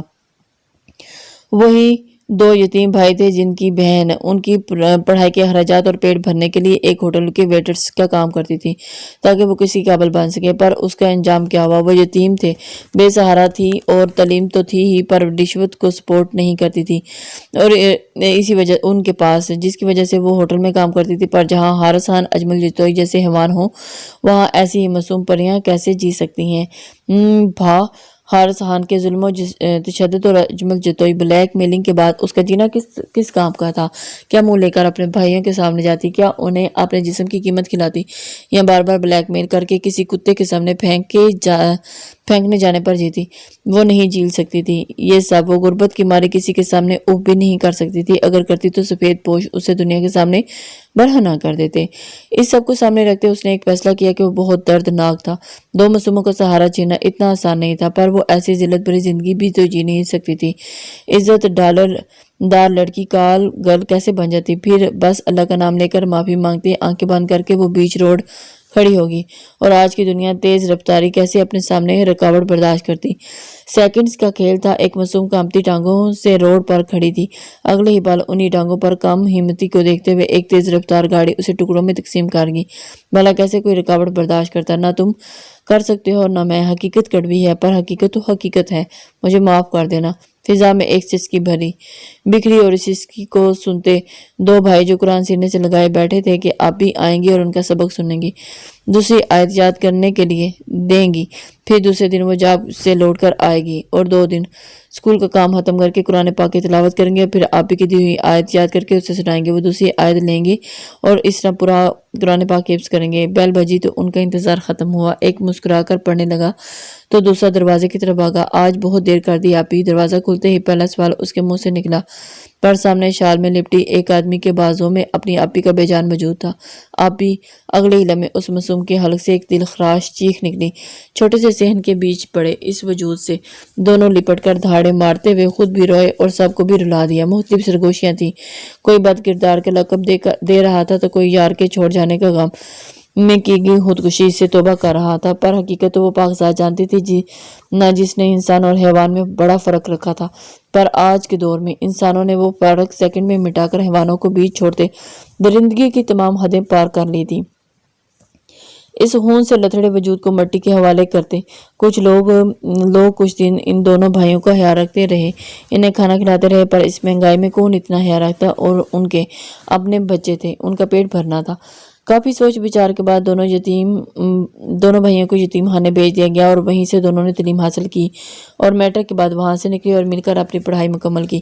काफी अरसे बाद दोनों अपने पांव पर खड़े हुए तो तब हर रात उनकी आंखों में खून में लथड़े वजूद की जो चीखें सुनाई देती थी। उन्होंने उसका पस मंजर जानना चाहा और जिस होटल में उनकी आपी जॉब करती थी, इस होटल से मुतल्लिक सारी हकीकत जानकर कुछ देर तो वो बोल ही न सके। अजमल जतोई हारिस खान ये थी उनकी प्यारी आपी की मौत की वजह। होटल के मालिक अजमल जतोई को तो उन्होंने दर्दनाक मौत दी, बल्कि उसके होटल में चलते इस वहाशी के अड्डे को भी खत्म करवाया।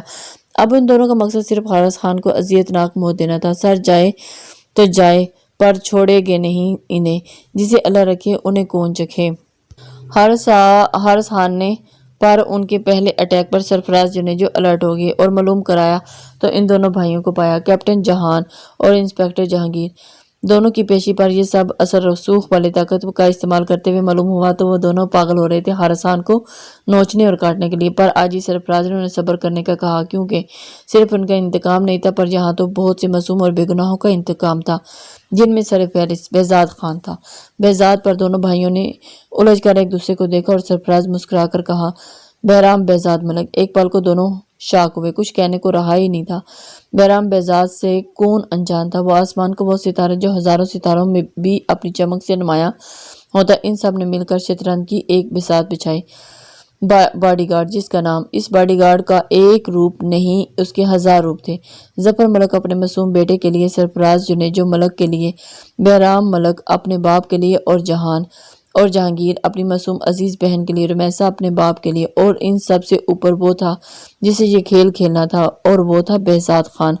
अपने माँ बाप, चाची और अस्रा, अपनी मोहब्बत और अपनी मासूम मोहब्बत और अपनी आंखों के नूर को छीनने के लिए इन सातों ने मिलकर एक बुनियाद बनाई जिसका नाम बहराम मलक था। सबसे पहले हानिया खान और हादी के निकाह को रोका, फिर हारिस खान की जिंदगी में एंट्री दी मसीहा बनकर। हानिया खान की जिंदगी में एंट्री दी बैरी के एहसास की, और एस्ट्रा बैरी के लिए बनकर आया और उसका बॉडीगार्ड। ये सबरी बिसात थी इन 7 लोगों की। उन्होंने मिलकर एक बुनियाद खड़ी की, क्योंकि उनके पास रहकर वो जान गया था कि उसकी एस्ट्रा उसे नहीं भूली थी और उसे याद था कि वो उसे कतई भूल नहीं सकती थी। उसे आज थी उम्मीद थी बैरी लौटेगा और उसके लिए उसका सुकून लेकर आएगा। किस्मत ने उसे लौटा दिया उसका बैरी। हाँ, थोड़ा सा जाहिल था मगर अनपढ़ था, कुछ वाइड था, پر ایک احساس تھا، وہ اس کا سایہ تھا۔ پھر کیا سایہ اپنے وجود سے الگ ہو سکتا ہے؟ روح جسم سے الگ ہو کر دنیا میں رہے گی۔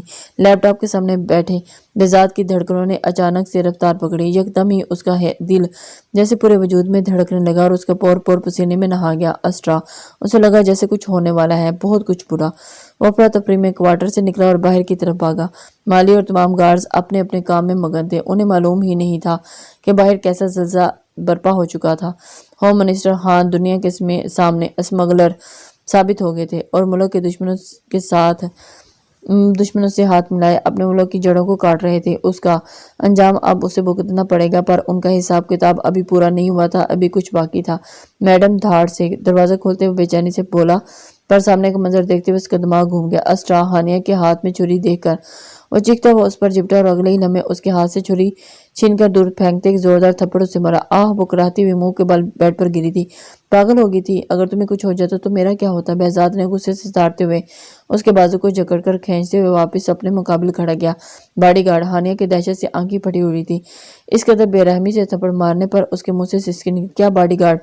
ہاں، اسے کھینچ کر اپنی باہوں میں جکڑتے ہوئے بھرائی ہوئی آواز میں بولا، ابھی تو تم ملی تھی، پھر سے چھیننے لگی تھی مجھ سے۔ اس کے نقوش کو پاگلوں کی طرح اپنے لبوں سے چھوتے ہوئے اسے وحشت کے سمندر میں پھینک گیا۔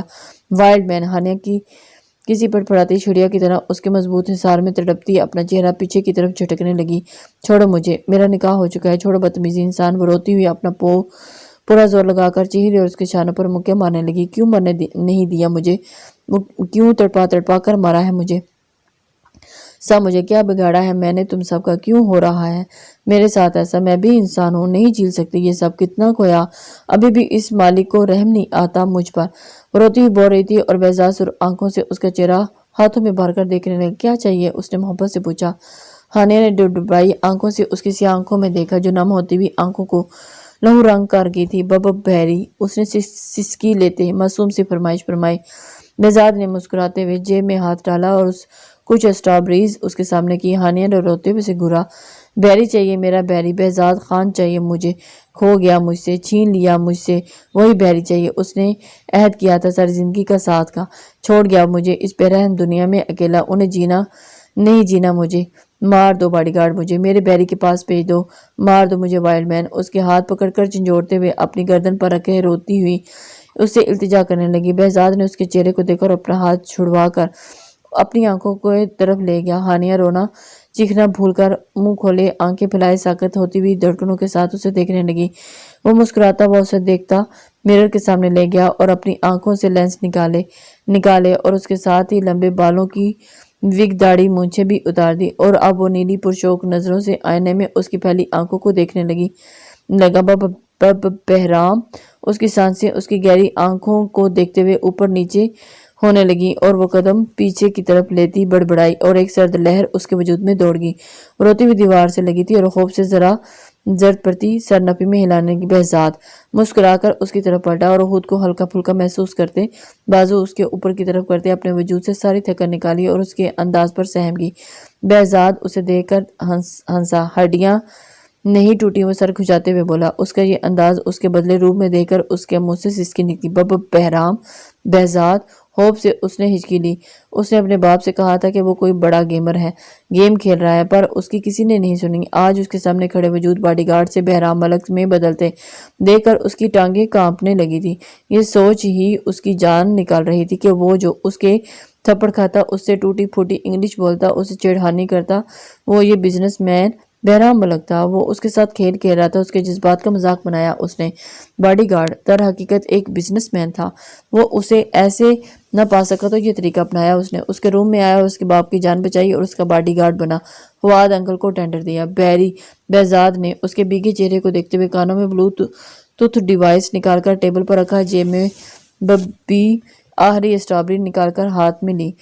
جھوٹ ڈیڈ، وہ دھاڑی۔ بہزاد نے مسکراتے ہوئے ٹی شرٹ میں چھپا کالا دھاگا جو اس نے گلے میں پہنا ہوا تھا اسے باہر نکالا۔ ہانیہ کی آنکھیں جب اس کی گردن سے نکلے الفابیٹ پر پڑی تو وہ پوری طرح سے کھل گئی۔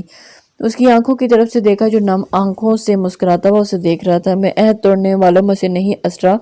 ہانیہ نے لرزتے ہاتھوں سے اپنی گردن سے الفابیٹ نکالا، دیکھا بھی دیکھا اور پھر اپنا ایچ اس کا उसे कुछ समझ नहीं आ रहा था कि वह दीवार का सहारा लेती नीचे बैठती चली गई। बेहजाद आगे बढ़कर उसके सामने बैठा और करीब साइड टेबल से पानी का गिलास उठाया। हानिया साकत वीरान आंखों से उसकी काली आंखों की जगह गहरी नीली आंखें देखने लगी। कुकुक किसकी हैं ये आंखें? उसने हिचकी ली। बहराम मलक की। उसकी आंखों से जैसे लहू टपकने लगा। मेरी याद नहीं आई? उसने पूछते हुए अपने मुंह पर हाथ रखते अपनी चीखें दबाई। उसने झुकी नजरें उठाकर उसे देखा और हानिया सब्ज भीगी आंखों से सांस रोके उसे देख रही थी। तुम्हारे लिए जिंदा रहा हूं। उसका आंसू फिसल कर गिरा। वरना? उसने वहशत से पूछा। वरना नहीं रहता। वो जख्मी सा मुस्कुराया। बैरी वो चीखती हुई उसकी गर्दन में बाहें डाले फूट फूट कर रोने लगी। बेहजाद ने उसके अचानक हमले पर मुस्कुराते हुए उसके गिर्द अपने बाजुओं का हिसार बनाकर उसे अपने सीने में समो लिया। धोखेबाज मकार, मैं तुम्हें मारूंगी। वो उसकी कमर पर मुक्कों की बारिश बरसाती रो रही थी और बेहजाद उसे हिसार में लेकर उठ खड़ा हो गया। बस करो, मिल तो गया तुम्हें तुम्हारा बैरी। उसके हचकोले खाते वजूद ने खुद में छुपाते वो बोलता उसकी कमर से हराने लगा। बहुत तड़पाया है तुमने, आए क्यों नहीं? उसके बालों को मुठ्ठियों में जकड़कर वो चिल्लाई और बेहजाद ने कहका लगाया, आ तो गया हूँ। उसकी भीगी थोड़ी के 3 नुक्तों पे वो टिके आंसू अपने लबों से चुनता हुआ बोला, अब उसे क्या बताता? कैसे आता तुम्हारे पास? स्ट्रॉबेरीज क्यों खाना छोड़ दी? बेहजाद ने स्ट्रॉबेरीज सामने करते हुए पूछा। हानिया ने सिसकी लेते हुए उसकी हथेली को देखा। तुम नहीं थे ना? हानिया उसके सामने उसके चेहरे को देखता हुआ बेसाख्ता ही उसके माथे पे भूरे बाल संवारते हुए वहां अपने लब रख दिए और एक पल के लिए तो जैसे बेहजाद सांस लेना ही भूल गया। उसके पीछे हटने पर उसके चेहरे पर सुर्ख चेहरे को देखा और बहुत बुरा होना मैं उसे जमीन पर खड़ा करता उसका चेहरा साफ किया। हानिया ने हिचकी लेते हुए अस्पात में सर हिला दिया। सजा नहीं दोगी? उसके रुखसार पर अपने हाथ की पुष्ट से लाते हुए बेहजाद ने पूछा और उसकी आंखों में देखती नफी में सर हिलाने लगी। क्यों? वह हैरान हुआ। मुझ में अब ताकत नहीं तुम्हें तकलीफ देखने। मैं पहले ही तुम्हारी तकलीफ महसूस करके रोज मरती थी, बैरी और नहीं। उसके जवाब पर बेहजाद ने मुस्कुराते हुए उसके लबों के करीब स्ट्रॉबेरी रखी। हानिया ने उसे देखते हुए मुस्कुराकर उसमें बाइट लिया। फिर वही आधी स्ट्रॉबेरी बेहजाद को खाते देखकर वह नजरें झुका गई। अचानक ही बेहजाद ने उसकी कमर में हाथ डालते उसे खुद से करीब किया। हानिया की सांसें उसके सीने में अटकी और आंखें फैलाएं उसे देखने लगी। वो मुस्कुराता हुआ उसके लबों पर लगी स्ट्रॉबेरी की सुर्खी को देखता हुआ फिर उसकी आंखों में देखने लगा और उसके इरादे समझती कसमसाई। पर वो किसी आम शख्स का हिसार नहीं, उसके वाइल्ड मैन का हिसार था। डैड को पता। बाकी के लफ्ज उसके लबों में ही दब गए। बेहजाद ने उसके सुरख लबों पर अपने दहकते हुए लब रख दिए। वो आंखें मींचे उसके चौड़े कंधे अपने कंधों से जकड़ती हुई उसके लम्स की शिद्दत महसूस करने लगी। उसकी शिद्दत कम होने लगी के बजाय बढ़ती जा रही थी। वो निढाल से उसके हिसार में मुकीद होने के सहारे खड़ी थी। Just close your eyes and feel I am your heart straw, feel the beat of my heart, word से यू। उसके दहकते रुखसारों को अपने लबों से छूते हुए उसके कान की लू पर अपने लब रखती सरगोशी की। तुम थे हानिया। अपने लबों कानों की लू पर अपने उसके लबों का लम्स महसूस करते निढाल सी उसके बाजुओं में गहरे गहरे सांस लेती उसके कंधों में अपने नाहन गाड़ गई। तो हम थे। अपने स्ट्रॉ को बाजू में लिए उसकी शहरक पे अपने लब रखते हुए बोला और एकदम से उसे अपनी बाहों में उठा लिए। कुकुक कहाँ? वो तड़प कर उसकी गोद में उतरने के लिए मछली पर बेहजाद ने मुस्कुराते हुए उसकी कोशिश नाकाम बना दी और उसे कांच की गुड़िया की मानद मजीद खुद से करीब कर लिया। वहां जहां मैं रहता हूँ, वहां जहां एक ममता का साया है और एक बाप की शफकत है। वो मिसिस शमीम मलक जफर साहब के बारे में बताते ऐसे ही गोद में उठाए उसे बाहर ले जाने लगा। डैड, इनसे नहीं मिलोगी? बैरी, वो तुमसे बहुत प्यार करते हैं। वो मुस्कुराती हुई बोली। हारिस साहब के जिक्र से ही बेहजाद के चेहरे पर एक सर्द सा तासुर आ गया। चाचू, उसे नफरत हो रही थी उसे चाचू कहते हुए, पर वो अपनी मोहब्बत के आगे मजबूर था। डैड, वो मुंतजिर नजरों से उसे देखती अपना चेहरा साफ करने लगी। चाचू स्मगलिंग करते हुए पकड़े गए हैं आज। और एक ही सांस में कहते उसे में छुपा गया। ये तुम क्या कह रहे हो बैरी? उसके अचानक से धमाका करते अल्फाज पर उसे अपना दिमाग माफ होता महसूस हुआ। झूठ है ये डैड, ऐसे नहीं है।